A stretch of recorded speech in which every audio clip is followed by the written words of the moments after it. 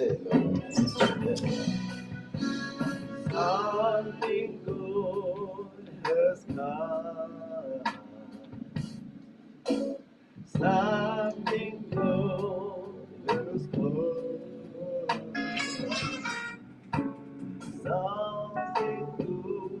good has come. Something good has come.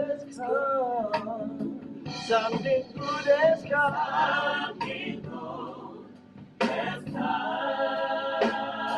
Something good has come.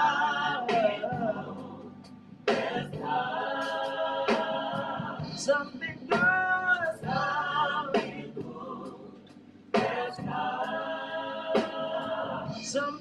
come. Something good has come.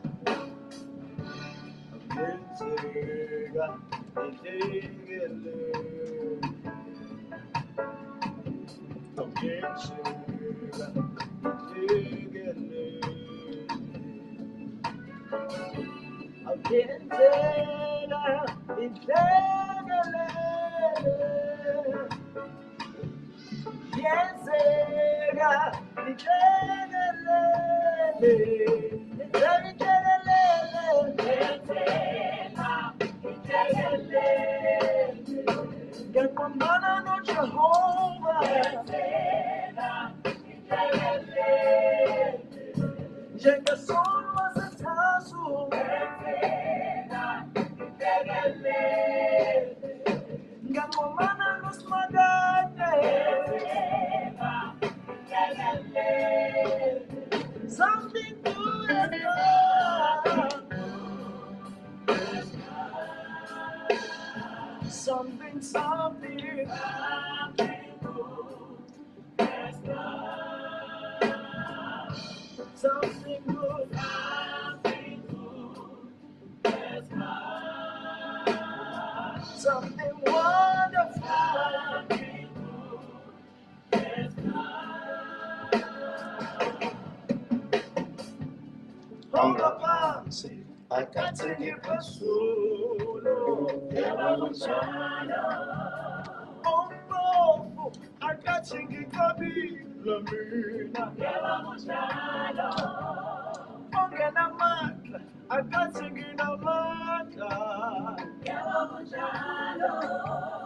Oshulagayo, I got to get a kobi.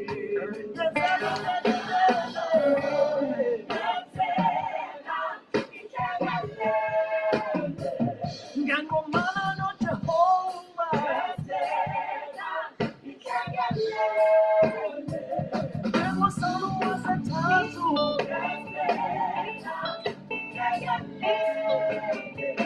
Yes, you want to show my people.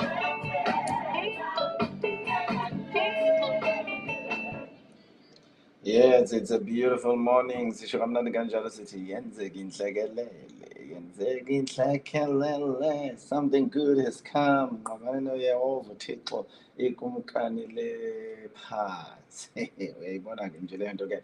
Sefikile ke leyo Friday, the beautiful Friday, the glorious Friday, the wonderful Friday, the super magundurious Friday, the sublime and the exquisite one, the special, the glorious one. Friday, abanye basho kamnandi kanjalo ke.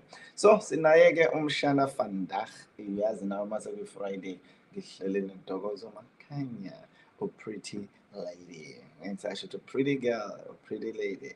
She's always pretty in the mornings. Mayisevuke kahle. Uhle ineklisa. Mayisevuke kahle.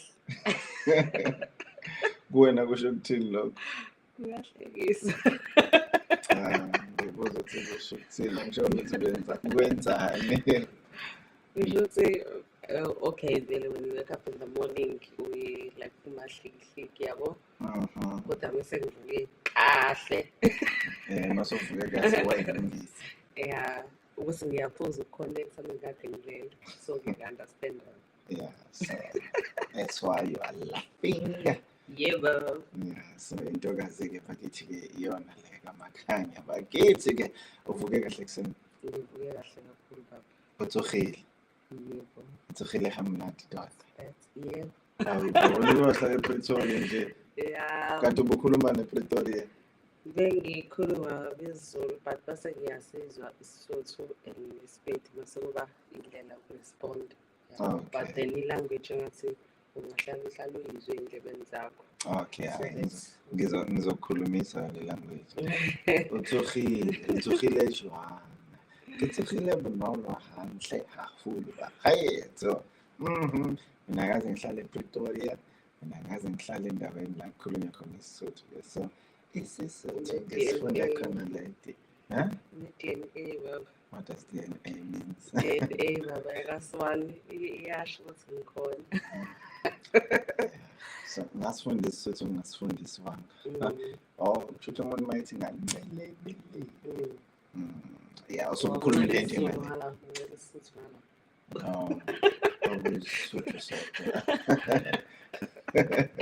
okuyisisuthu sonke my mother she's a Sotho Sotho woman yeah osukela namhlanje-ke sesishaya isikhathi ku-17 minutes past 7 what do you have for us just take us on a recap last week then bese siya-continue namhlanje. Okay, ngiyathanda ukubingelela Baba, thank you so much for this opportunity, and I'd also like to greet our viewers and also our listeners. Thank you so much ukuba nathi, and also I'm grateful to hear the feedback ukuthi siyasizakala kwisho namhlanje which motivate me and make me ngivuke ekuseni ngikhahlele ingubo ngithi yazini nakuthongo namanga ngoba kunento ekumele sikhulume ngayo namhlanje. So izinto baba ezenzakalayo empilweni zethu lezi esisuke sikhuluma ngazo kungenzeka ukuthi mhlawumbe omunye akakwazi ukuyibeka into details or omunye uyitshela ukuthi uyena kuphela mhlawumbe osahluleka kulezo zinto. So we are talking kakhulu about the self love ukuthi ihamba ibanga elingakanani isiza wena. And as much as isiza wena, isiza even the people around you. Before nje sike sakhuluma about setting the standards ukuthi you are the one who will tell us ukuthi ufuna ukuphathwa kanjani, you know, set your standards. Don't allow abantu to go overboard. And then we said last week, set some boundaries. Ukuthi even if kuthiwa umzalwane, it's not arrogance. No, ama-boundaries akho ukuthi umuntu umvulela. How far? Yes, it's all up to you. Mhlambe-ke I would like to start with the question you asked last week. Or uthi baba, I have found myself manje. So how do I move forward? Okay. So as sikhuluma about the self-love, it's a journey, it's a process, and it's of finding yourself. Okay, now you have found yourself, that's good. That's a goal has been achieved. Then you leave. You leave lab. Also, it's it like ukunyuka baba ama-step unyuka mase uyafika lapha phezulu. Then okay, usufikile sekwenze njani? Leave there. There are things that will try to push you back. Ukuthi uphindele lapha phansi, uphindele kwifiye, uphindele lapha kwi-low self-esteem, but you aim ukuthi mina ngihlala laphana. Then you have to remind yourself ngoba ngingasho namhlanje ngithi ya sengifikile, and then ufika umuntu avela azociphiza ibhathini elingibuyisela lapha, vela afika umuntu mhlambe ugqoke kahle, mhlambe phoxe wenze a beautiful hairstyle or ini, akubona ukuthi lento yaze yangakufanele. Yabona ngithi sikhulumile ukuthi umuntu into ayikhulumayo ile engaphakathi kuyena, lento asuke yisho kuwena uyisho because ngaphakathi lakhe kunjalo. Then what do you do then mawuso uhlangana nohlobo olunjalo labantu oluzokudraga down, lukubuyisele phansi? Maybe abanye bakwazi izolo lakho, you know ukuthi sometimes ngisho kubantu ukuthi no, I'm no longer that ntokozo guyzini enanimazi, yabo. There are people abathandayo nje ukuhamba beyothatha the dirty laundries bawabeke phambi kwabantu yabo. Even if kuthiwe mhlampe you have people abakuthandayo or your husband or you found a new friend, and then those people who know ukuthi mhlampe ubuphila kanjani before, they would like ukuthi bathathe all those things izolo lakho balibeke la phambili yabo. So you need to know you are the one who need to fight ukuthi ngihleli la, I have decided yabo ukuphila la. There is enye into umama ayeke ayisebenzise mhlawumbe to know ukuthi ke uphila kanjani lapho, ibizwa about the energy vibrations. So lama vibration lawa yayi-coin, a-coin ngibone if you will google it ukuthi asinayo indawo yokuyi-attach la, I was gonna show you. So this vibration coin or ye-energy iyakhombisa the level ukuthi ukuphi manje yabo, ngoba phezulu ifike yabo ibe na like the peace, ibe enlightenment, ibe ne joy, ibe ne love yabo, acceptance, willingness, angithi ngalesi sikhathi uyi-process yokuyithola yabo, that the feeling overnight. And then how do you know ke ukuthi you have shifted from your position yabo? It starts lapha kwi-neutrality, where in neutrality i-feeling yakhona uba numb yabo. Even if umuntu ekubuza ukuthi awuzazi ngoba ujabule noma ujabule, it like you don't know ukuthi yinenze ngiright ngakho konke, ngisho ngenzakala ukuthi it's okay ngiright, that the feeling yabo eba khona. And then once you start feeling like pride, anger, fear, grief, guilt, all those things, shame, izinto ongakwazi ukuyixolela, then you need to know ukuthi no, sengishiftile-ke manje kwi-position yami, mina ngiphila othandweni, where there is love, there is forgiveness. Even othandweni likaKristu, there is no condemnation. Even if uqhamuka izinto abantu abayilethayo or ingqondo yami elanda ama-events of the past enzakalile noma efika, then lezi zinto usuyalwa nazo ngemicabango ngoba ingqondo at least isinalo ulwazi. So into esiyenzayo manje, we are feeding our minds to get a strength. Okay, because locus when we speak about self-love, actually we are speaking about the emotional intelligence. Okay. There is more that is happening kuma emotions, because iyona ndawo affectekayo kakhulu where there is a lack of self-love. Lezinto engiyibalile uyayizizwa enhlizweni yakho or emphefumulweni yakho, you feel that guilt, you feel that shame ehlalayo kuwena. So as we are speaking about the self-love, we want to help ourselves to reach that level of emotional intelligence. Okay. So once you reach that level of emotional intelligence, ingqondo yakho kuba lula ukuthi i-accept information. It gives strength to your mind. Okay. Yes, because usunaso leso strength leso yabo. So another thing, how do you see ukuthi you are still kwi-position right? Sikubona about the fruits of the spirit. Okay. Yabo, eyibhaliwe kuma Galatians chapter 5, I think it's 20 to 21,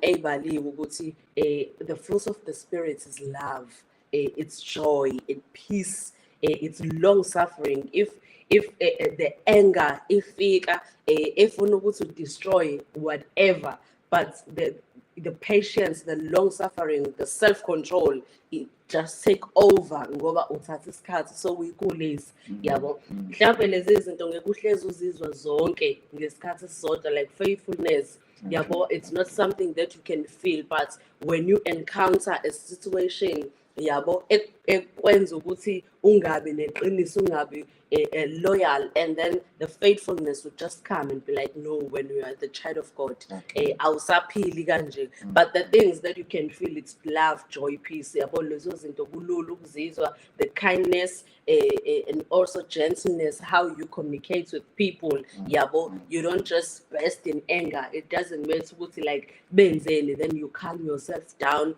and then bese ubarise.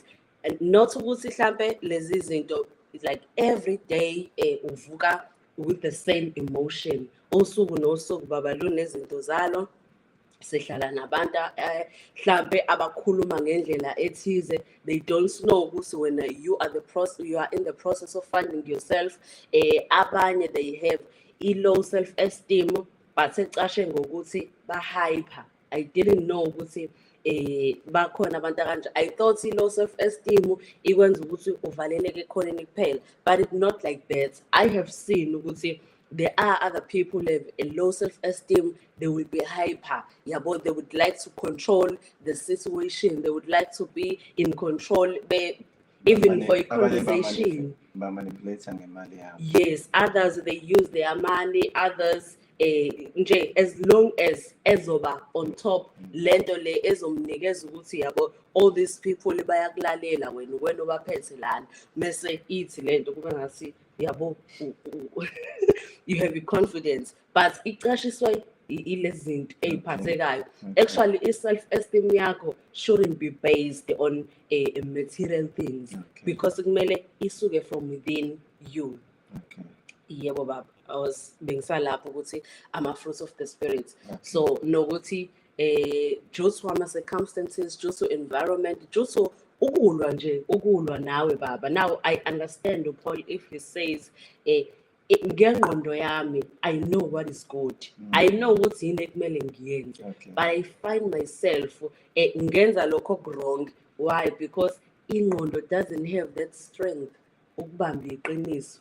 Even your emotions avela phunyuke. I know ukuthi I shouldn't swear, yabo, kodwa manje ngihlangana nalesi simo ngivele ngingakwazi ukuyibamba, because I haven't get that intelligence emotionally. Ingqondo yami yazi ukuthi into right ekumele uyenze, but in my emotions angikakwazi, yabo, ukuyi-expressa ngokufanele.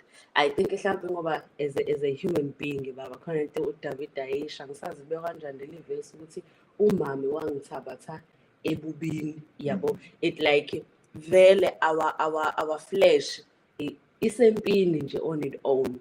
Not ukuthi ngoba usuyakholwa usuzoyi-expect ukuthi ube perfect ngosuku. Even nasekholweni uyamamukela uJesu as the Lord and Savior, but then you walk a journey yokuthi uphila kanjani ukuthi usensindisweni. Otherwise ngabuya esontweni umukela uJesu uhlale phansi usisengilinda abuye azolanda ibandla noma angithathe ngiyezulwini, ngiyazi ukuthi ngizongena ngoba ngamamukela. Yindaba kungekho njalo. It because we have to ukuyihlupha kuyena size sifinyelele kulazini iqiniso, because ukwazi ukuthi nje wakufela esiphambanweni kufanele sisindiswe, it's not enough. We need to grow with knowing him. There is still more in him. There is still more in the Holy Spirit. There is still more that he wants us to show, but akakwazi ukuvela ukuthi bro ngesikhathi, because ingqondo yethu ngeke ikwazi ukwamukela. So we need to go step by step. Kanjalo even ufika ekukholweni awudingi ukuba hard on yourself. Before we spoke about the kindness, let the kindness start by you being kind to yourself, being kind to the process. Trust the process. Osakuyona ukuthi okay, ngenxa izinto ebengiphuma kuzona, ngenxa environment engikhulele kuyona, ngenxa yamazwi engikhulwe eshiwo mina ngisekholweni. I know that God loves me, but I have a problem with people. I have a problem with mingling with people. Mangiphakathi kwabantu mhlawumbe ngiyibona ngiyabonga ngingaselutho, akusho ukuthi awukholwa if you unalezo zinto. That means now you have the truth. Hold on to the truth ukuthi uthandiwe, uNkulunkulu wakufela nawe, not like kunabantu abalapha phezulu uNkulunkulu wena kude. That's what happens when you're still struggling with the low self-esteem. You can't even believe the word of God ukuthi likhuluma nawe.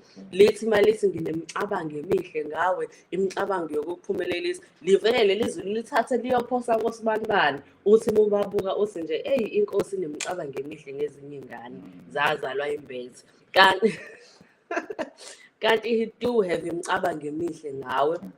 It's just that mawubuka impilo yakho you should focus on your lane, ngoba once wajika wabuka iside lomunye umuntu, that is the way uba defeated, because now you are comparing yourself kwabanye abantu. Hawu Nkosi usibanibani umnikezile umsebenzi, what about me? Ukuyawasho ukuthi mase ngimnikile nawe ngizokunikeza. No, uNkulunkulu unama plans ethu, like sonke as individual indlela akutreat ngayo akutreat as the majority nonke nini, but unemcabango yakho ngawe as an individual. So it's very important to know and focus on your journey, because there are people abahamba ku-fast lane empilweni badaliwe nje ukuthi impilo yabo ibe njalo. Ma besafunda esikoleni they go to ey'koleni eyi-right, ma beqeda lapho they go to university, bathi baphume e-university umuntu angahlala athole umsebenzi. Ma ethola umsebenzi mhlawumbe omunye uzalwe vele like in the middle class family, useqeda abethenga imoto, yabo. Kube khona omunye ozolanda isitori eside ukuthi ngaqala ngafunda esikoleni ngingasaqhubekeke ngadayisa ukuze ngithole imali, e-university ngaqala ngasebenza esitolo manje ngibeka imali yokuyofunda. Mase ngifunda it took me like 5 years ekuyimanje ngithola umsebenzi. Ma ethola umsebenzi mhlawumbe usazokashawe i-black tax, kumele atakule ama-siblings akhe kuqala, akhe ikhaya lakhe, uphele nje u-15 years umuntu ekade esebenza imoto engakayithengi. But abantu alingana nabo sebekude empilweni, they are married, they have ama-families abo, they have houses, they have cars, yabo. So empilweni vele asidaleli izinto ey'fanayo. We mustn't put pressure on one another ukuthi ngoba nakho usuna-30 ngoba usuna-40 kumele ngabe kwakho, kumele ngabe I usually see lezo zinto baba on social media ziyahlekisa uma usayibuka, but ake ikuvalele ekhoneni impilo, ikuhlebele lento yokuthi now you are 40, what is it that you have, yabo. Ubani oshilo ukuthi ku-40 years kungenwa nani?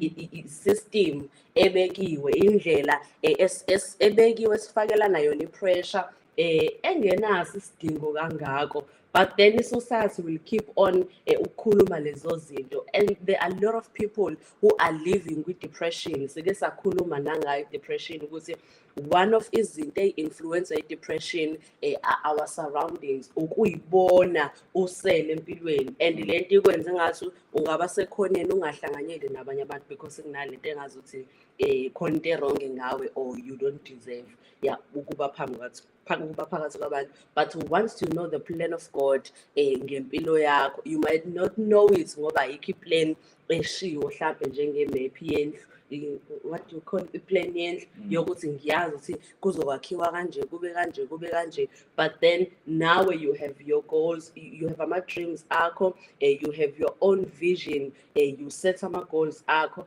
though sazi ukuthi ama-plans kaNkulunkulu aphumelelayo for our lives. So we need to live sibe positive. Sithi mengabe silindile izinto zethu, silinde with a positive attitude kuNkulunkulu, knowing ukuthi they will come to pass ngesikhathi sakhe. Okay, Mshana, ngiyakuzwa ngendlela okhuluma ngayo. In other words, umuntu one-low self-esteem kuyenzeka yini ukuthi abe umuntu ke ocomplainayo? Kukaningi baba kuba kanjalo. Reason being, the low self-esteem makes you ukuthi kwesinye isikhathi usabe ukwenza to speak your opinion, yabo. Uyasaba, those are the symptoms. If ungasabi mhlawumbe uyawasho in anger. If ungawasho in anger, you complain. You might not say it yabo vocally, but even inhliziyo yakho isuke naloko complainer, because you live in a dark world or noma in a shallow, I don't know ukuthi ngizoyichaza kanjani, but kuba kuningi baba ukucomplain enhlizweni yakho ngoba the low self-esteem creates a vacant space ngaphakathi kwakho, yabo. So kuba ukuthi you focus more on the negative things. Akusikhona ukucomplaina kuphela, but vele usukuphila kwifiye, yabo. Usukuphila uwe uthi kufanele ngabe utheke mina, kufanele ngabe wenze kanje, and then impilo ingakunikezi ke lento othi wena ifanele iyenzakala. So you live ucomplainer, you live in guilt, you live in shame, you live in pride. Mhlawumbe mawufuna ukuphumela like ngaphandle ngoba there are ama-circumstances anjalo. There are people who have pride manje, kodwa futhi uyayibona ukuthi this pride iqhamuka from the low self-esteem, yabo. Ingacreate-wa ukuthi khona into osuyitholile empilweni yakho ephathekayo, ebambekayo, oyitshela ukuthi mhlawumbe iyona ezokwenza abantu ukuthi bakuhloniphe, kodwa still isagqiba the low self-esteem, then you will walk over amakhanda abantu and laugh at those abangakafiki wena la impilo esekuthathe yakubeka khona. So ngamanye amazwi, you will boss people, you will demand on people, or you will look down upon people. Yabo baba, mengabe esikhundleni kubekwe umuntu one low self-esteem, indlela yokuleader iba bossy and controlling, but the leader leader like ngizolithini, but with kindness, yabo, njengokuthi you create ama-disciples, ngizokwenza isibonelo about that. You train people, because i-leader has always led yokuthi I want to train, ifuna ukuthi ufunde, ifuna ukuyikhiphela yona kuwena as umuntu osuke eyilandela. But a boss ishiya nje izwi kuphela, it doesn't matter ukuthi ulikhulume kanjani, but mayifuna lento yenzakala, uyafuna yenzakala, uyabo. But i-leader ngokuthi ifuna ukwakha another leader kuyona. Ngisho ngahlala phansi, he will know ukuthi I have trained usibanibani, so even if I'm not there, umsebenzi will still continue, yabo, ngoba ngimtrainile. But if uzofika to this part ye-boss, yabo, umuntu under i-boss uphila under ifike, because i-boss that's the tool umuntu oboss alisebenzisayo kuwena ukuthi umsabe.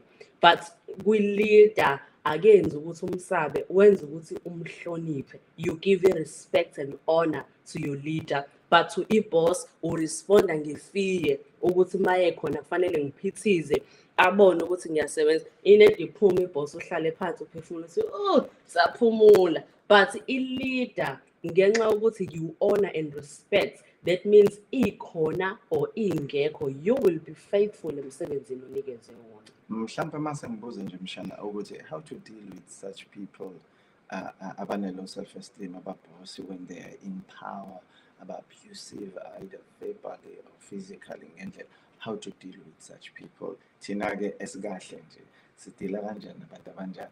Okay. Ngenxa yokuthi when you are a person or help even in your relationships, okay, you understand ukuthi I'm here at work, ngizosebenza, what is it that I'm benefiting here?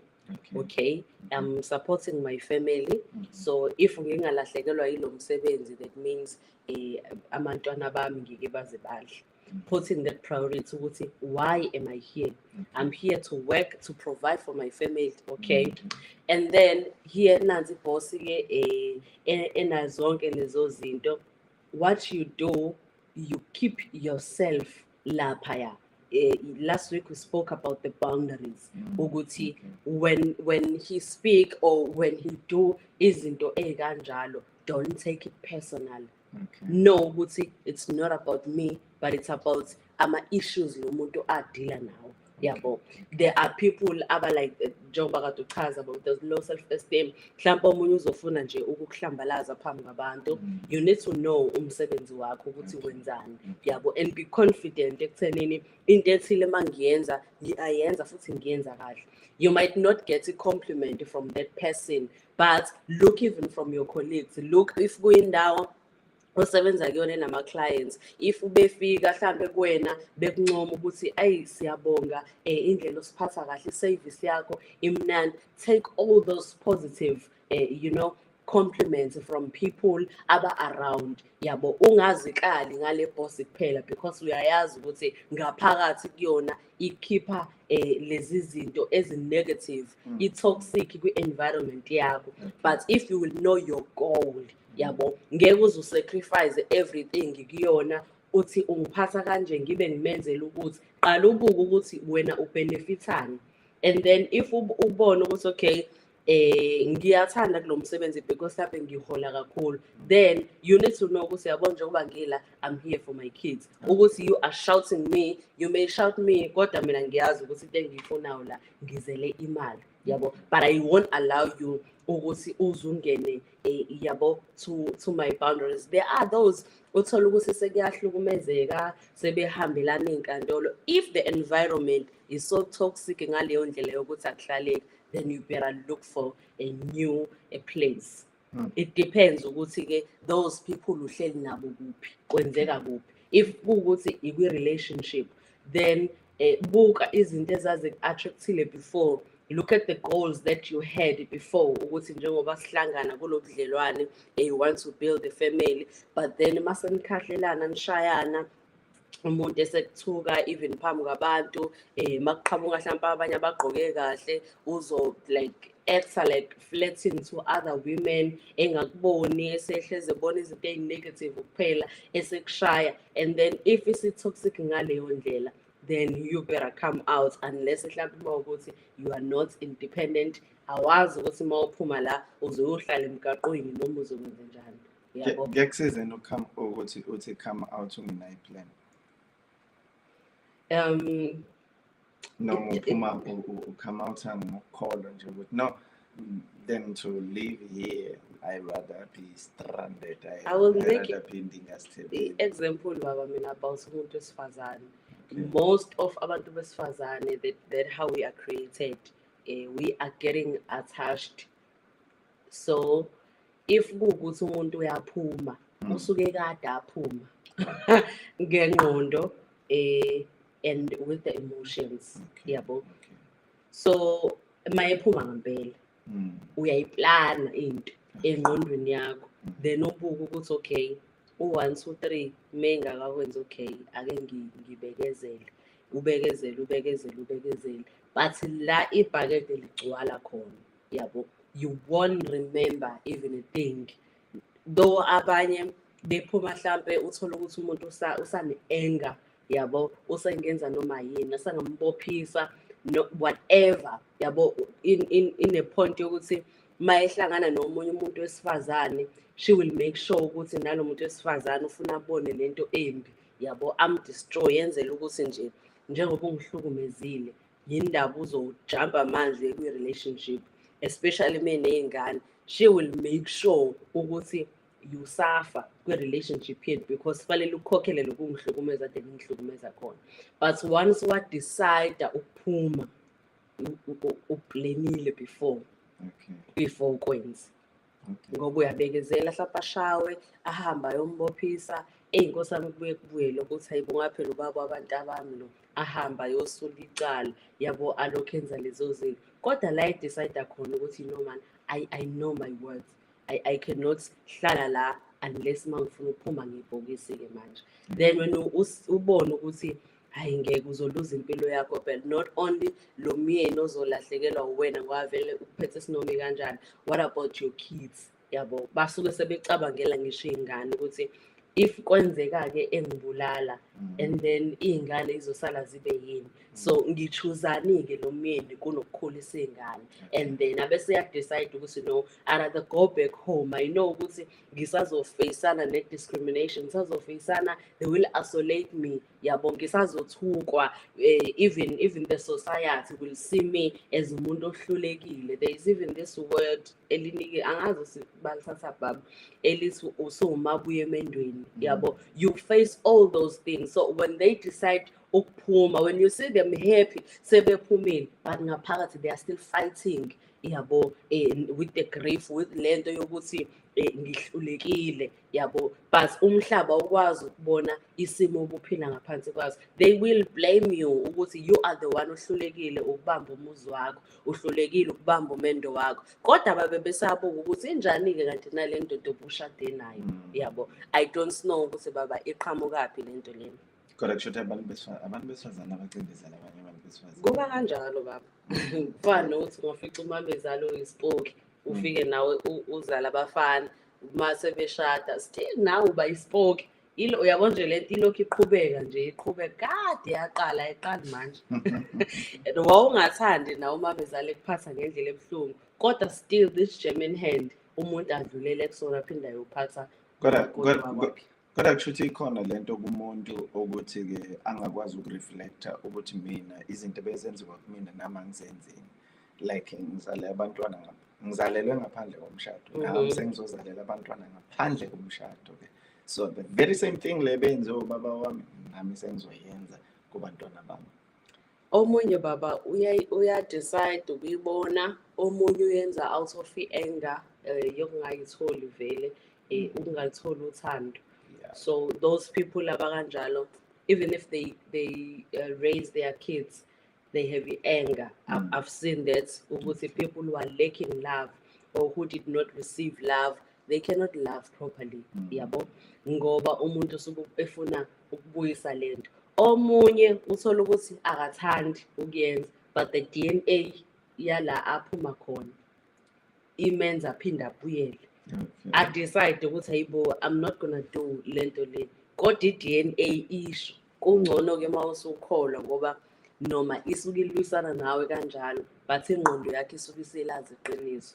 The lifestyle yakaKristu ukuthi kufanele ngabe ngiphila kanje, even though i-DNA kababa ngizwe ukuthi hayi cha nansi ivukela ngaphakathi, kodwa ke I decide ukuthi hayibo phela mina sengisindisiwe, even if kuthiwa ubaba wayenesithembu, ngiyanqaba.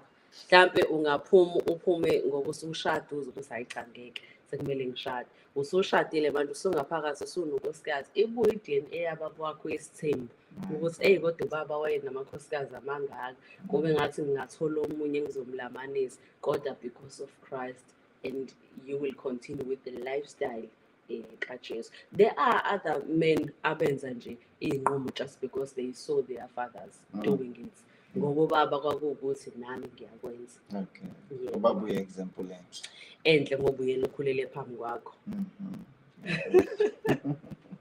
Yes baba. Okay. So sesikhulume nezinto ey'ningi namhlanje, but then ngifuna ukuhighlighta kakhulu, or the points that I wanted to speak about namhlanje is to know your cycles. Okay. You once spoke baba about uJesu, ukuthi uJesu had ama-cycles amaningi. Waqala linganani ibandla lakhe abantu abebelokhu bemlandela, like 500? Ibandla lakhe angithi phela waqala ngabafundi. Yes, abafundi. Then kwakhona u-70. Kwaba u-70, yes. Balokhu bephunguka. Actually, the total membership yebandla likaJesu, it was 500. Kuzoba nelichiba. Yes. Then yeah, from there. Kodwa khona la kwasuka khona bawu-7. Mayithi ungadli inyama amaphuzu igazi lamafanele. Waxeba ku-70. And those abathumela laba babeyoshumayela, behambe bekhipha amadimoni. You want to have 70. And then bahamba kwaze kwasala the 12. Yes. Among kulo 12, there were times where he mentioned ukuthi wayehamba entabeni yokhuleka, and then wase wathi abanye abasale la anyuke no 3. I think there was uPetro, noJohn, I'm not sure ba nosithathu. Ujakob. Bonke baba babafundi ngoba u12, but kwijeni yakhe nabo kwakuhambe kube nalo 3 athi remain here nina noba u9, ngizonyuka nalo 3 siyokhuleka. And there is a time where he will leave even lo 3 athi ngisayokhuleka, remain here. So I have seen ukuthi uJesu wayewasethile ama-boundaries akhe, he knew ama-circles of ama-relationship. Into esizayo baba ngama-circles kusiza ekuthenini uyazi ukuthi umuntu uhamba agcinephi. There's nothing painful baba njengokuhethwa umuntu omthandayo noba umthembile. Angafika omunye akhuluma into efanayo, vele ule kude kuma-circles akho. Ule kude noma engayikhuluma, hayi it's okay, vele kufana naye. Ubona umuntu bawuzosho asho into, ngisho ngabe negative vele uhleke ukuthi ifana naye. Then bese kuba nalo ombeke to the soft spots of inhliziyo yakho. Hayi, you are not expecting ukuthi avela asho kanjalo, yabo, uhetheka more. But I have seen mina ukuthi ake sibe ni realistic bafethu. Otherwise we'll always be ama-victims. Abantu ama-victims okulinyazwa abantu. So ama-circles, knowing ama-circles around you kuyakusiza baba. Umfaka kanjani umuntu lapho? I-trust baba is one of the things engaba like a measurement tool that you can use. ukuthi yabo, now I can trust this person. IBhayibheli lisitshelile ukuthi you love your neighbor as you love yourself. But kwi-trust alizange laze lasho nje ukuthi ngithembe umuntu, kunalokho lithe uqalekise uthemba lakhe likubantu. In other words, you need to love people and trust God. But there are those people kuma-circles akho obathembayo, yini edetermine ukuthi uyabathemba. They earn trust. I cannot just say nje sengihlangane nawe hawu sengiyakuthemba no ngingakuthanda. Kodwa manje ukukuthemba hayibo enye into phela leyo. Hayi baba, igrandeki lento iya-enwa. Iya-enwa. Ena njengomholo. Yebo baba, iba njengomholo. Ngake ngayi-understand baba ngisanda kufika. Ngikubona ukuthi hayibo lo muntu ngoba Nkosi yami uyashisekela, yabo whether umholi or yini. And then baba kuzophela unyaka kuphela uba uthi no ngisam-observer, angakamtrust. Yabo uyathanda ukube around you, abe seduze kwakho lo muntu, uyamnikeza that love, but i-trust baba, it's another thing. Yabo, so if kukhona umuntu manje ongasafuni ukungena kuma-relationship because athi sorry and so ngamthemba but wayihlephula inhliziyo yami. Now thina angithi njengoba sifunda about the self love, sifuna ukuthi sibe emotionally intelligent. So when u-emotional intelligent, ingqondo yakho iba sober. Yabo, kuyekuthiwe love is blind, but if ukwazile ukufunda wena, wafunda even those rooms, sike sakhuluma about the dark rooms abantu abeke basaba ukungena kuwona. So if ungasaba ukungena to those rooms ngaphakathi kuwena, then kuzoba lula ukuthi ukwazi ukubona umuntu esaqhamuka. Yabo, I will make an example yokuthi njengoba kade ngikhuluma nge-trust ukuthi it's one of the measurement tool. So once umuntu wayibreaker, kuyadepend ukuthi kuyibreak kangakanani, then uzomxolela lowo muntu umthande.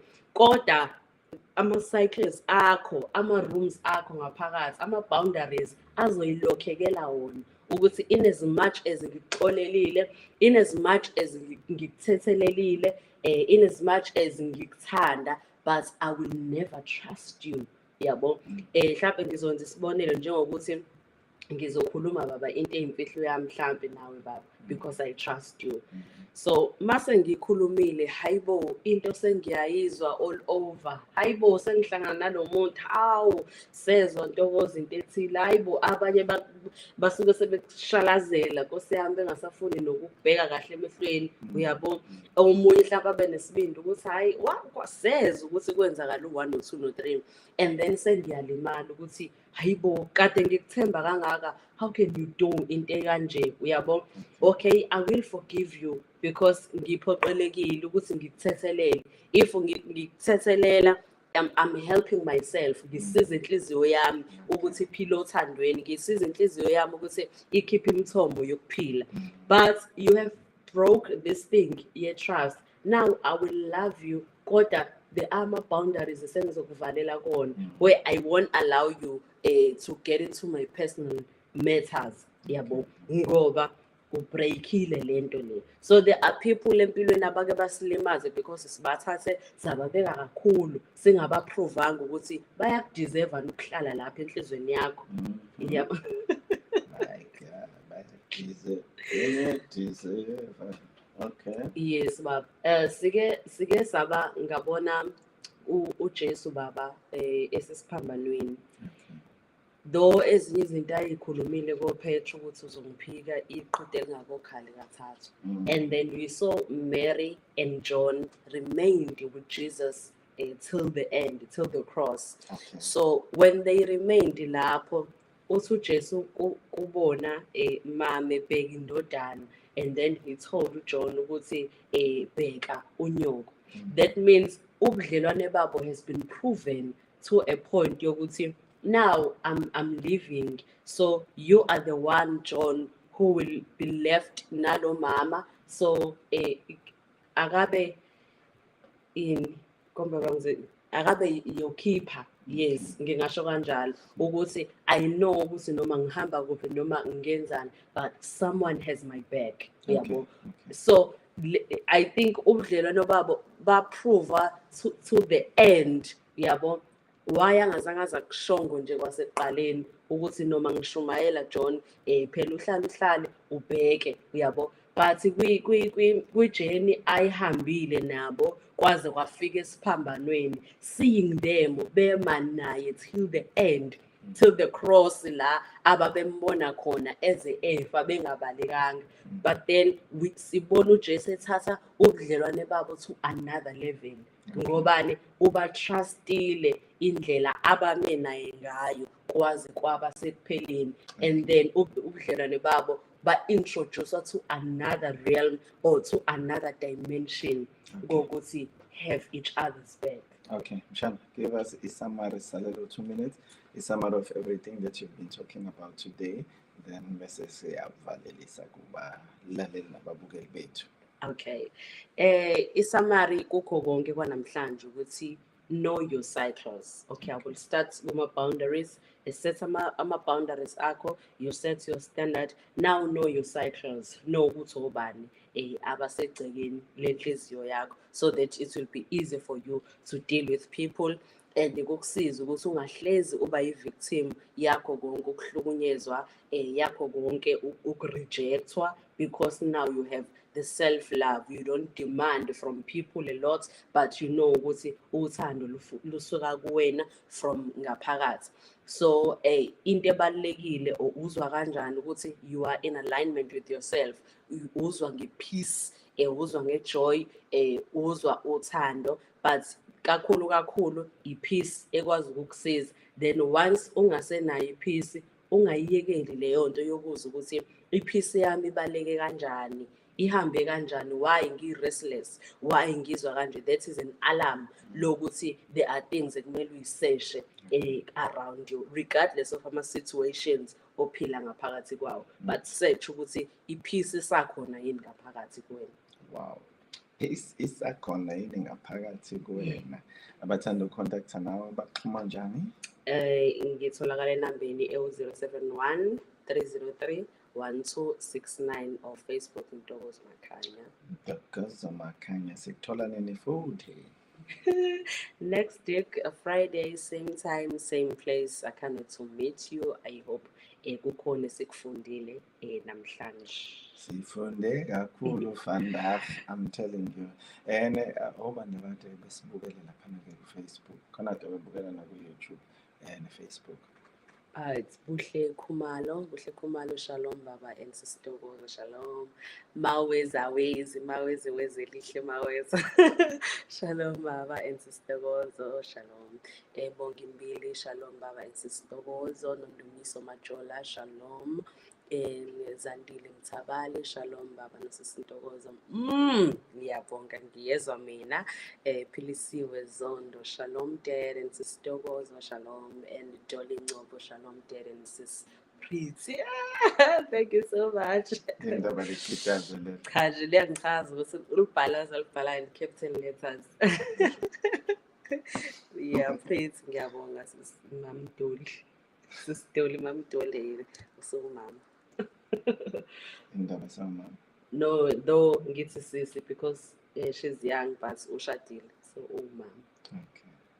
Thank you so much. Nesingabonanga ama-comments, but I know ukuthi there are those who are watching. Thank you so much. Ongacommentanga ngesikwazi ukumusho. Si-comment. Ayabalunguzile si-comment. Siyabonga sifunde kakhulu kodwa. Oh, thank you so much. Engathi ilizwi elithi mali mawufundisa libe likwakha. It's the same. Oh, thank you so much, Pili. And also we have ababukeli bethu ngala TikTok. Yeah, TikTok. Thank you so much. Ngigijime njalo.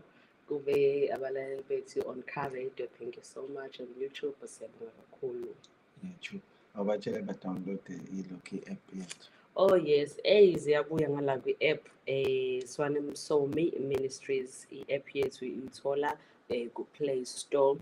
You download, ikunikeza izinto eziningi. the radio, you see YouTube.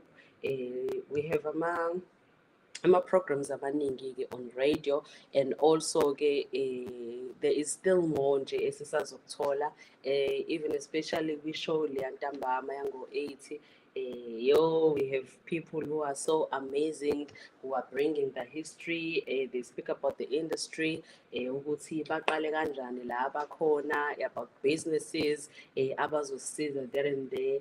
Abantu nje impela asebemkantshubomvu kumkhakha. Maybe kungenzeka ukuthi umkhakha wezinto oyifunayo ongazi ukuthi-ke kufinyelelwa kanjani kona, but ubaba is bringing those people phakathi kwethu. So we are so grateful. You better download the app and listen to the radio. Mm-hmm. Thank you so much. Thank you, Mshanaza. See you next Friday. After this song. Bye-bye. Siyabonga, guys. I'm sending you love. Hearts.